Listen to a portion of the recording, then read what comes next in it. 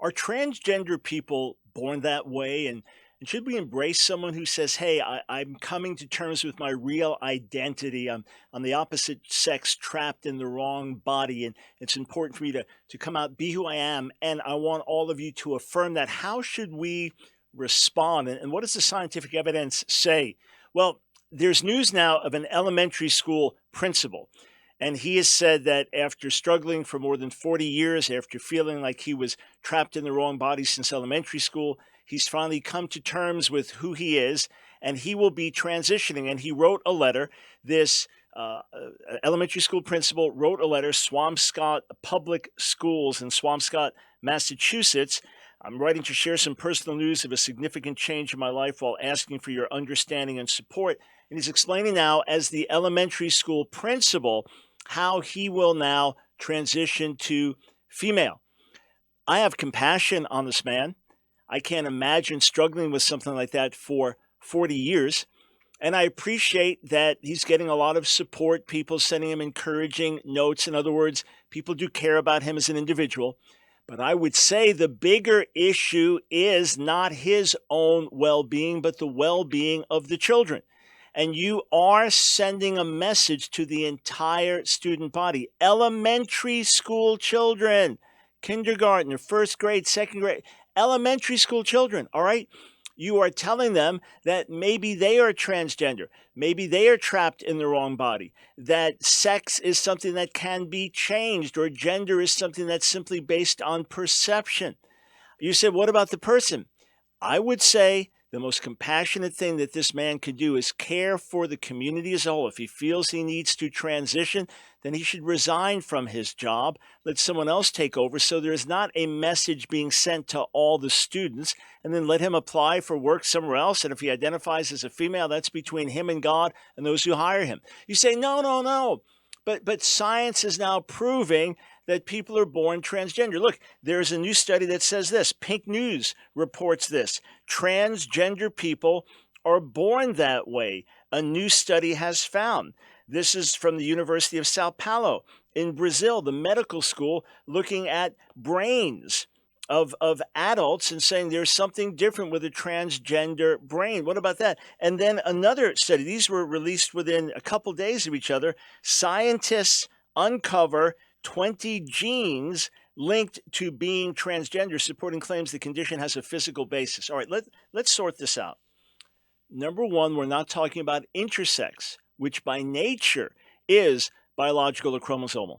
Someone who is intersex has a biological or chromosomal abnormality, because of which they do not fall neatly into the male or female category. Just like someone who is blind, or someone who is deaf, or someone who has another disability does not fall neatly into normal categories. The same with those who are intersex.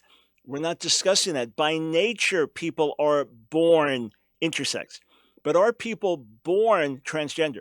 Let's remember back in the early 90s, Newsweek in 1992 had a cover article, "Is this child gay?" Why? Because allegedly a gay gene had been discovered. And then they discovered differences with allegedly with homosexual men's brains. All right. And they were examining corpses and found differences allegedly in the men's brains that were gay.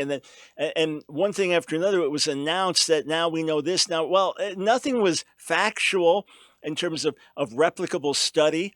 And nothing has persisted to this day. In fact, we still don't know exactly why some people are same-sex attracted. Even the most left-leaning liberal organizations like the American Psychiatric Association, American Psychological Association, say we don't know for sure. And then you have lesbian feminist activists like Dr. Lisa Diamond with her research, who's trying to shout to the world, get over this idea of people being born that way, meaning gay. So let's take these headlines with a grain of salt.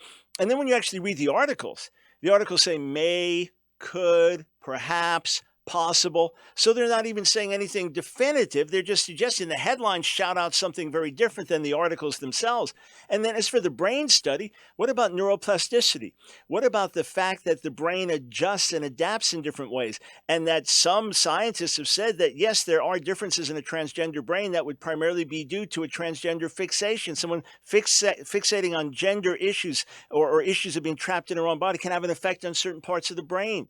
This doesn't prove that someone was born that way.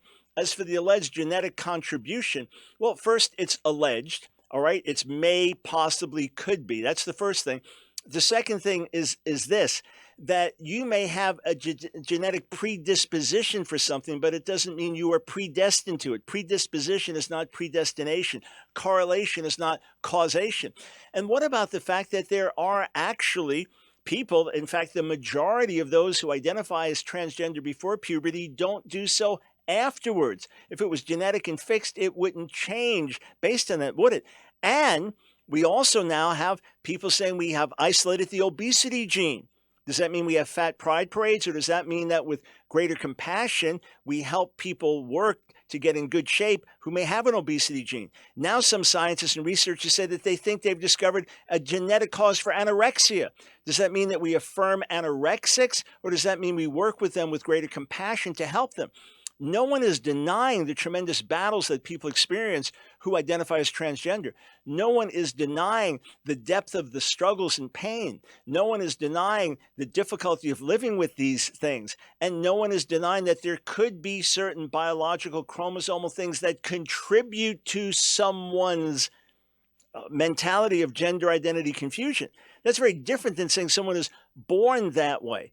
And to whatever extent there are genetic components that may point in a certain direction, again, same with anorexia, same with obesity, and we still don't know it at all with transgender issues. Even if that's the case, then let the depth of people's confusion be met with the depth of our compassion. And rather than affirming, let's work with them to help get to the root of the problem.